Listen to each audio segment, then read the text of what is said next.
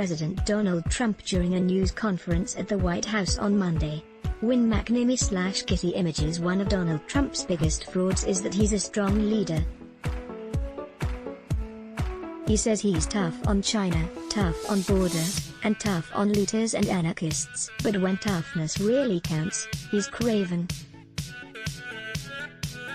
He sucks up to Vladimir Putin, writes love letters to Kim Jong-un, begs Xi Jinping for help in getting re-elected, and causes thousands of deaths by refusing to face a catastrophic virus. On Monday, Joe Biden launched a frontal assault on Trump's cowardice. And Trump, in a press conference afterward, validated Biden's indictment. Trump thinks the recent wave of violence in certain cities, some of it related to protests against shootings by police, can help him change the subject from COVID to law and order. Biden, speaking in Pittsburgh, directly addressed that issue. If Donald Trump wants to ask the question, who will keep you safer as president? Let's answer that question, said Biden. When I was vice president, violent crime fell 15%, the murder rate is up 26% across the nation this year under Donald Trump. Biden argued that in street clashes between left and right-wing extremists, real political courage consists of standing up to the miscreants on your own side. Trump hasn't just failed that test, Biden said, he's ducked it.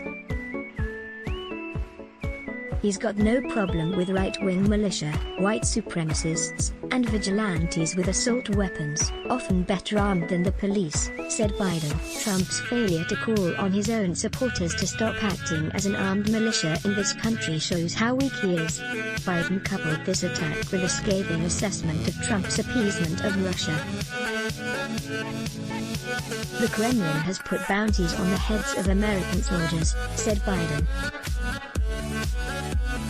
But instead of telling Vladimir Putin that there'd be a heavy price to pay if they dare touch an American soldier, this president doesn't even bring up the subject in his multiple phone calls with Putin.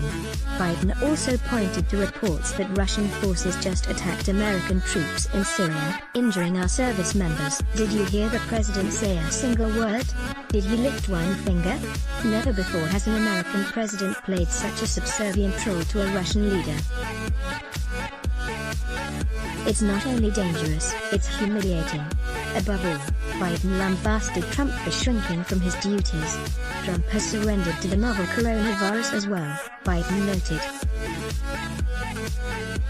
The former vice president likened the disease to a wartime adversary, noting that it had killed more Americans than every war since Korea combined.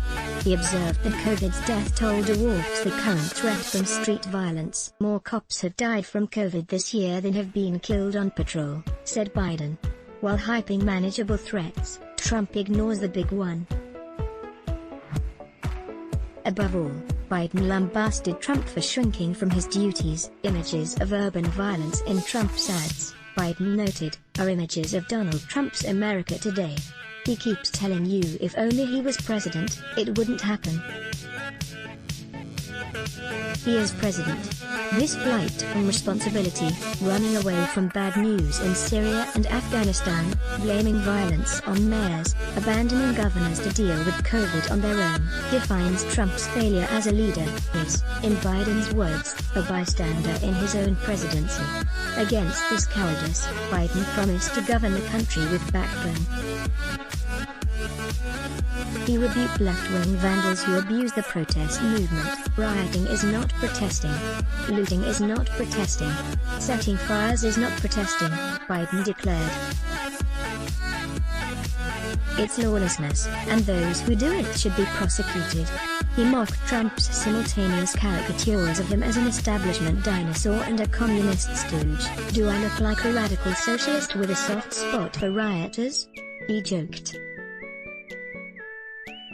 But Biden also argued that to lead with strength, a president must do more than bluster, he must listen and heal. The reason Trump can't extinguish racial unrest, said Biden, is that he refuses to even acknowledge that there's a racial justice problem. and the reason Trump can't get aid to people whose livelihoods have been wrecked by COVID is that he can't pull together the leaders in Congress. Biden contrasted Trump's insecurity and rigidity with his own record of bringing people together: police, non-white communities, and lawmakers, mayors, and governors from opposing parties. At a press conference hours after Biden spoke, Trump vindicated Biden's criticisms of him.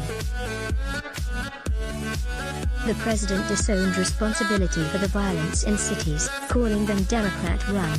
When a reporter asked Trump why he wasn't meeting with the family of Jacob Blake, a black man who was shot in the back 7 times by police last week, the president said it wasn't safe, because the family wanted its attorney to join the conversation by phone. "I thought it would be better not to do anything where there are lawyers involved," he pleaded.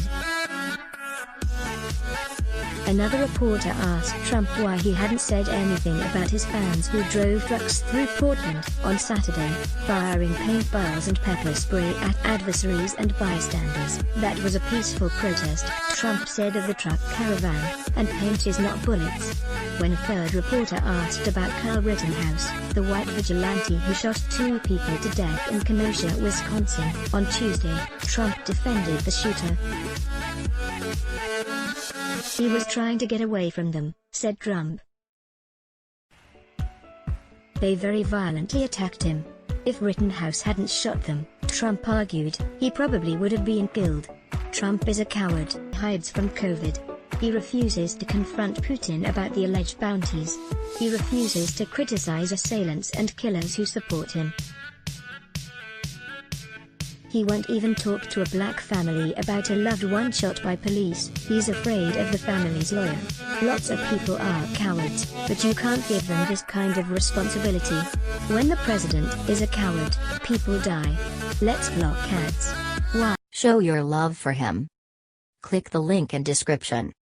Thanks for watching.